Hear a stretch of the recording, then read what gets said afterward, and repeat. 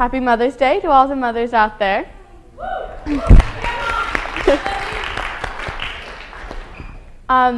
However, this next speaker's senior project was inspired by the courage of her father and was also inspired by the challenges that epilepsy has brought to her family. Please welcome Haley Halsworth to the stage.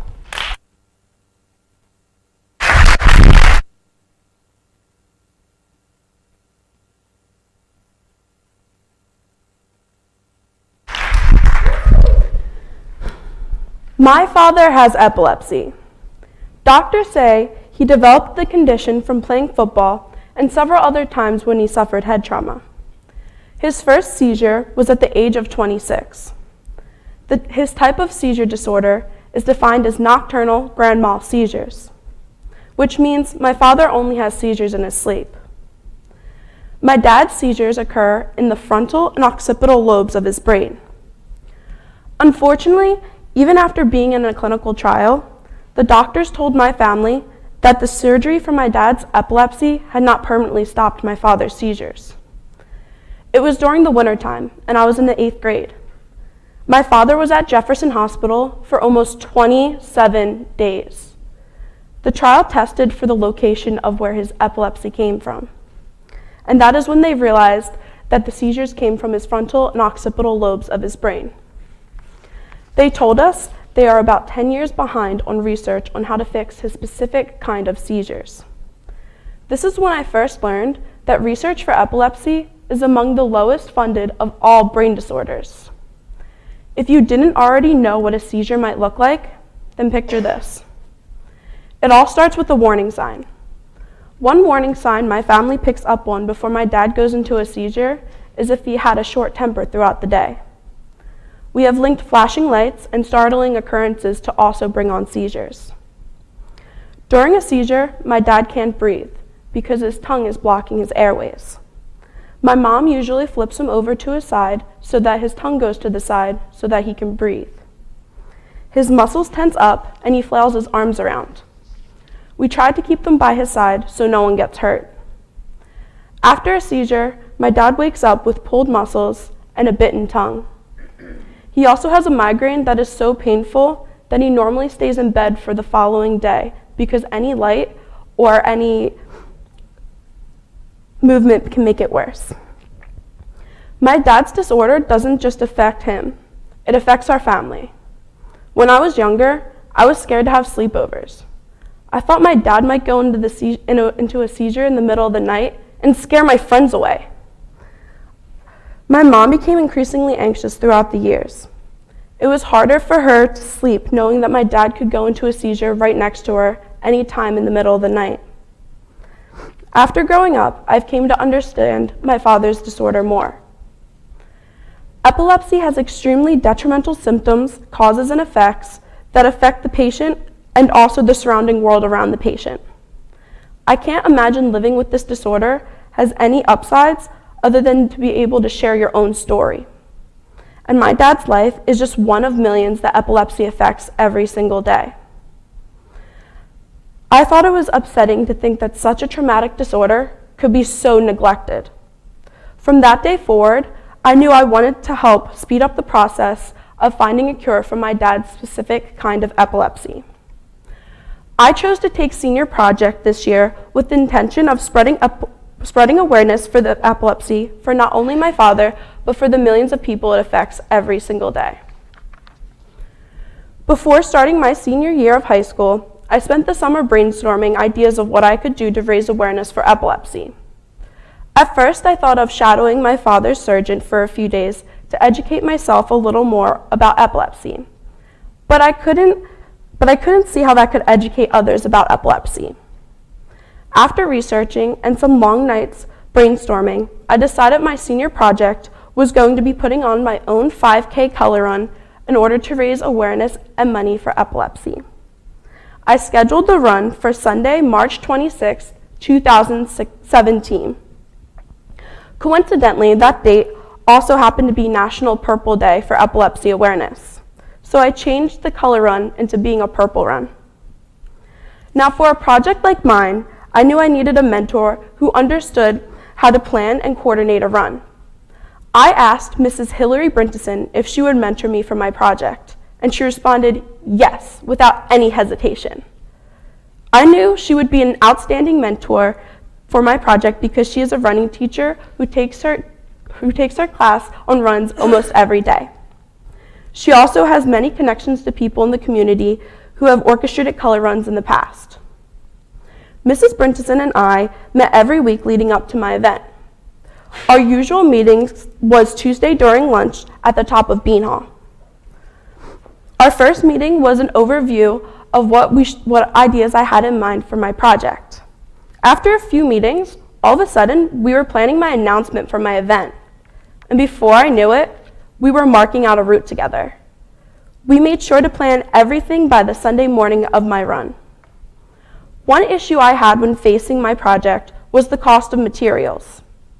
Being a dorm girl can make it difficult to earn money, and the funds I needed for color powder were around $230. Mrs. Brinteson and I brainstormed and came up with the idea of hosting a dress-down day at school in order to cover the costs of the color powder. The date of my dress-down day was also St. Patrick's Day, so to make it fun, I challenged the school to come in their best green costumes.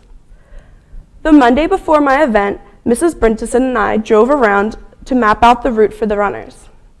Everything seemed to be coming together until my proposed route was rejected 3 days before the event.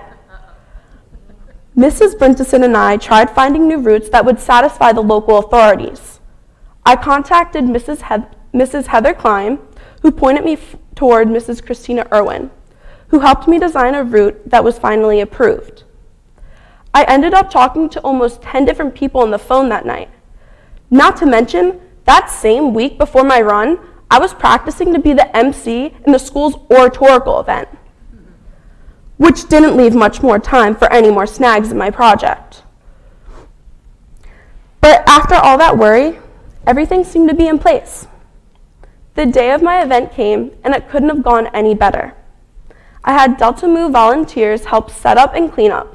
They also threw color powder at the runners in exchange for Delta Mu hours. Mr. and Mrs. Grimes, who are family friends of mine, donated the banner for my run, along with 12 cases of water. My parents came early to help set up, and they brought fruit and soft pretzels for the runners. They also donated the money for all the t-shirts. Clara Roth donated her time to take pictures. Here's a slideshow of the pictures she took.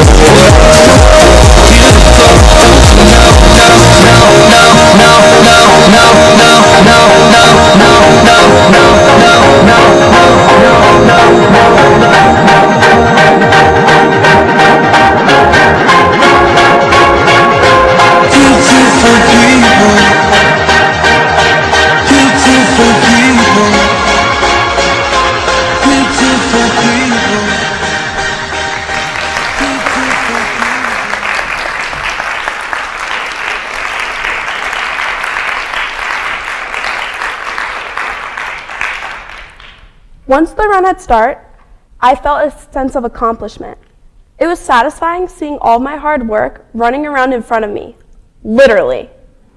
I am proud to say that my service piece for my project raised $800 for epilepsy research.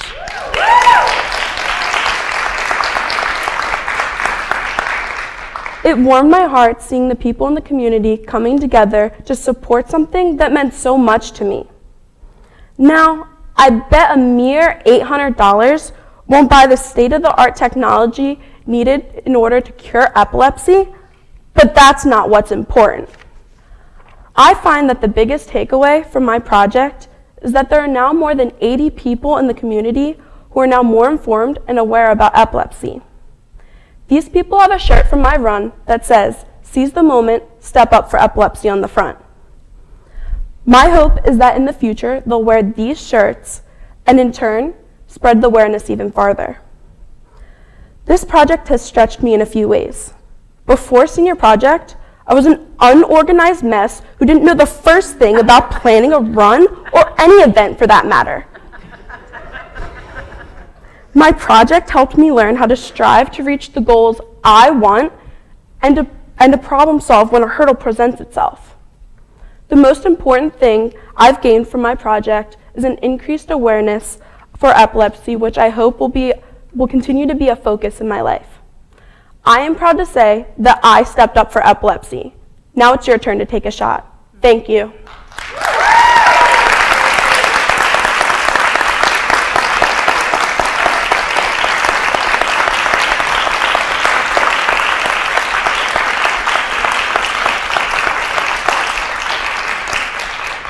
Are there any questions? Yes? Are there specific medications, maybe ones that aren't necessarily legal right now, that might need more research for helping people with epilepsy? The question was if there's any medications that might not be legal right now that could help, that need more research for in order to help someone with epilepsy. Not that I know of right now. I know that there's a lot of research going on right now on how to fix certain types. I know my father was on many different medications, and he still is, in order to control his seizures, but I don't know exactly any specific drugs that they're researching now. Thank you. Yes? How many people came to your run? There was about, I want to say, 35-ish people who came to my run, but after the run, I had a lot of shirts left over, so I ended up selling them for $5 the next couple weeks after my run in order to go towards the proceeds. In the back? On behalf of the board of directors of the Epilepsy Foundation of Eastern Pennsylvania, I want to thank you and confirm that raising awareness is just as important as raising money. 1 in 24 people suffer from seizure disorders. That kind of comments in our society should be parallel with an understanding and appreciation for what we're going through it, and we really appreciate it. Thank you so much.